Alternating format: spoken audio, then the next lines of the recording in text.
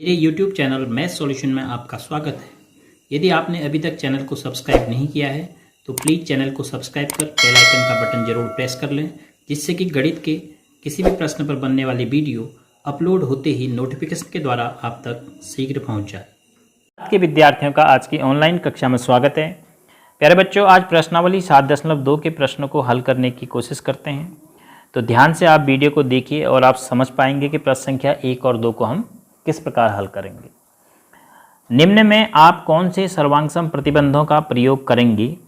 दिया है AC बराबर DF, AB बराबर DE, BC बराबर EF, इसीलिए ABC DEF के सर्वांगसम है। तो पूछा गया कि कौन सा प्रतिबंध का आप इस्तेमाल करेंगे इन दोनों त्रिभुजों को सर्वांगसम सिद्ध करने के लिए, जिसमें AC DF के बराबर है। तो जो दिया है उसको हम मार्क कर लेते हैं। देखो, AC DF के बराबर है, AB DE के बराबर है, AB जो है DE के बराबर है और BC जो है EF के बराबर है। BC इसमें हम 3 मार्क कर देते हैं, तो EF के बराबर है। तो अब आप सोचिए इन दो त्रिभुजों के बारे में आपको क्या जानकारी है, भुजाओं की कि कोणों की? तो इन दो त्रिभुजों की आपको भुजाओं की जानकारी है। कितनी भुजाओं की? 1 2 3, 1 2 3। तो भुजा के लिए हम क्या शब्द इस्तेमाल कर रहे थे? भुजा means side, S for side, side माने भुजा। तो यहाँ पर हम कौन से प्रतिबंध का इस्तेमाल करेंगे ABC को DEF के सर्वांगसम सिद्ध करने के लिए? S प्रतिबंध। तो लिखेंगे, चूंकि AC बराबर DF एक भुजा, AB बराबर DE दूसरी भुजा और BC बराबर EF तीसरी भुजा। ये तीनों चीजें आपको दी हुई हैं। तो इस आधार पर आप कहेंगे त्रिभुज ABC सर्वांगसम है त्रिभुज DEF के किस प्रतिबंध से? S प्रतिबंध से। सर्वांग समता का S प्रतिबंध। भाग B है ZX RP के बराबर है। तो ZX के बारे में आपको पता है कि यह इस भुजा के बराबर है। RQ ZY के बराबर है, RQ ZY के बराबर है। और कोण PRQ अर्थात यह कोण XZY इसके बराबर है। तो देखो, अब आपको क्या क्या जानकारी पता है। एक भुजा, दूसरी भुजा, दोनों भुजाओं के बीच का कोण, दोनों भुजाओं के बीच का कोण। तो हमें 2 S पता है, 2 भुजाएं और एक कोण। और कोण क्या है? बीच का है, तो SAS, क्योंकि SSA कुछ नहीं होता है, तो SAS प्रतिबंध से ये दोनों त्रिभुज एक दूसरे के सर्वांग सम हो जाएंगे। तो यहां पर लिखेंगे कैसे? इन दोनों त्रिभुजों में आपको जो जानकारी पता है वो लिखेंगे। ZX बराबर RP, पहले त्रिभुज के भाग बाईं तरफ लिखेंगे तो दूसरे त्रिभुज के भाग दाईं तरफ। तो ZY बराबर RQ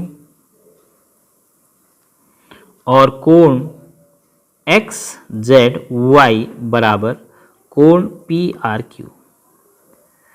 इससे फायदा रहता है कि अगर आप एक त्रिभुज के भाग बाईं तरफ लिख रहे हैं तो बाईं तरफ लिखिए, दूसरे त्रिभुज के भाग फिर दाईं तरफ लिखिए।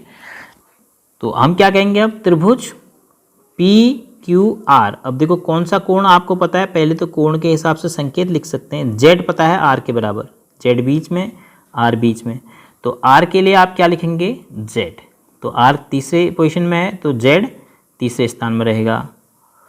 और उसके बाद पहले और दूसरे स्थान में PQ किसके बराबर है? नहीं पता। QR किसके बराबर है? ZY के। तो Z तो आ गया तो Y हो गया, तो पहला क्या हो जाएगा? X। तो कौन सा प्रतिबंध इस्तेमाल किया? SAS, भुजा कोण भुजा प्रतिबंध। इस प्रकार से आप पता करेंगे कि सर्वांगसम त्रिभुजों के लिए हम किस प्रतिबंध का इस्तेमाल कर रहे हैं उनको सर्वांगसम सिद्ध करने के लिए। भाग C है MLN कोण FGH के बराबर है। MLN MLN, यह कोण FGH, FGH के बराबर है। NML, NML, यह कोण GFH, GFH के बराबर है। और ML बराबर FG है, ML जो भुजा है वह FG के बराबर है।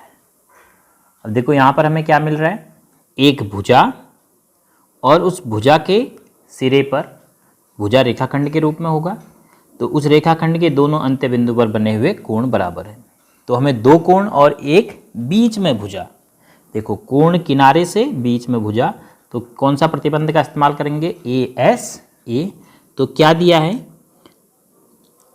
कोण MLN बराबर कोण FGH, कोण NML बराबर कोण GFH और ML बराबर FG।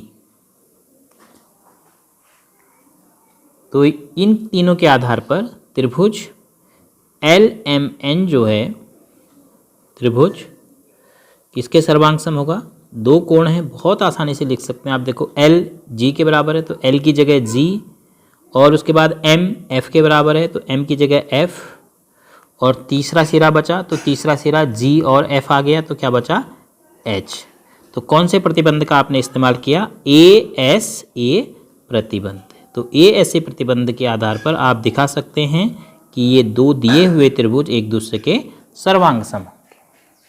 भाग D है, दिया है EB बराबर DB, ये चित्र है, इसमें EB बराबर DB दिया हुआ है, AE बराबर BC, AE बराबर BC, और कोण A बराबर कोण C बराबर 90 अंश। दो कोण 90 अंश के दिए हुए हैं, तो जैसे ही दो त्रिभुजों में दो कोण आपको 90 अंश के मिल जाते हैं तो आप RHS के बारे में भी सोचेंगे। RHS का मतलब R माने राइट एंगल, जो हमने RHS सर्वांग समता की बात करी थी, RHS खेल, RHS कसौटी की बात हम कर रहे थे, उसमें R4 था दो समकोण त्रिभुजों के कर्ण बराबर होने चाहिए।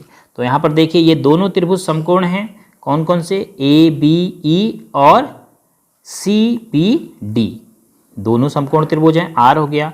समकोण के सामने की भुजा EB और समकोण के सामने की भुजा BD बराबर है, तो इसका मतलब कर्ण बराबर हो गए। और फिर एक भुजा इस त्रिभुज की, एक भुजा इस त्रिभुज की और बराबर होगी जो S है। तो RHS प्रतिबंध का इस्तेमाल करके आप इन दोनों त्रिभुजों को सर्वांग सम कह सकते हैं। तो क्या लिखेंगे, आपको दिया है BE बराबर EB या BE एक ही बात है BD, और उसके बाद AE बराबर BC, और कोण EAB बराबर कोण DCB, प्रत्येक 90 अंश का बराबर 90 अंश का।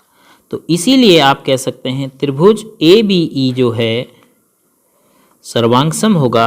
सबसे पहले आप कोण के हिसाब से अक्षर लिखेंगे, कोण A के लिए C लिखेंगे, तो A पहला है तो C पहला स्थान आएगा।